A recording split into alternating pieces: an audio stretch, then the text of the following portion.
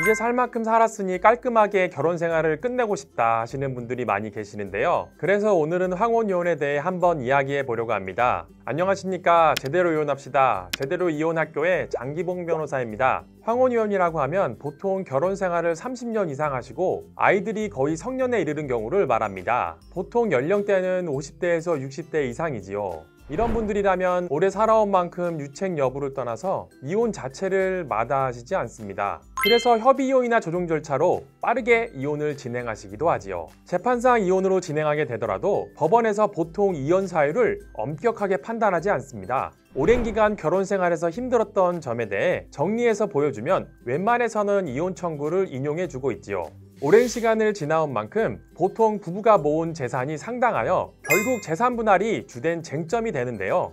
협의이혼을 고려하신 경우라도 재산 분할 관계가 복잡하고 합의에 이르지 못하여 결국 재판을 하시겠다고 찾아오시기도 합니다. 황혼이혼의 경우 혼인기간이 긴 만큼 대부분의 재산은 공동재산에 해당하여 분할 대상으로 묶이게 되고요. 한쪽이 전업주부라고 하더라도 기여도는 결국 5대5로 수렴하게 됩니다. 물론 상속이나 증여를 최근에 받았거나 가업을 이어받아 그 규모가 상당히 큰 경우라면 투기재산으로 분류되어 분할 대상에서 제외될 여지가 있습니다. 하지만 혼인기간 중 일정 기간, 대체로 3년에서 4년 이상 보유한 재산이라고 한다면 증여나 상속을 받았다고 하더라도 일단 분할 대상 재산으로 포함시키게 될 가능성이 높습니다. 다만 분할 비율을 산정할 때에 증여나 상속받은 점을 고려하게 되지요. 황혼이혼을 할 때 배우자의 재산 상태를 잘 안다고 자만하여 배우자 재산 찾기에 소홀하신 분들이 있는데요. 뒷배를 찬다고 하죠. 한쪽 배우자가 몰래 재산을 은닉해 두었을 가능성이 있으므로 재산 분할을 쉽게 생각해서는 안 됩니다. 실제로 황혼이혼을 진행하다 보면 모르고 있던 상대방의 계좌, 주식, 부동산 등이 확인되어 당황해하시는 경우가 많이 있습니다.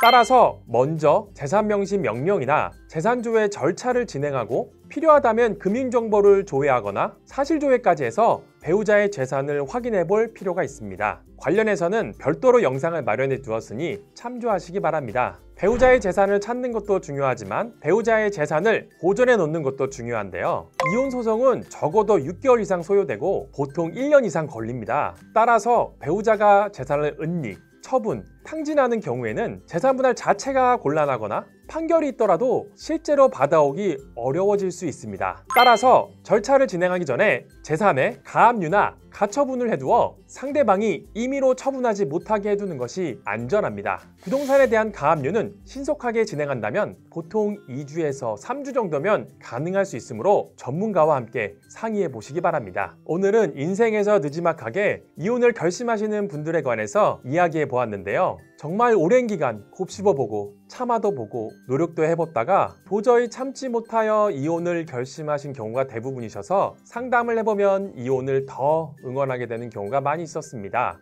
새로운 환경에서 남은 여생을 편안하게 보내기 위해서는 금전적인 부분이 중요한 역할을 하기 때문에 오늘의 내용을 참조하시어 제대로 재산 분할을 받아가시기 바랍니다. 제대로 이혼학교의 장기봉 변호사였습니다. 감사합니다.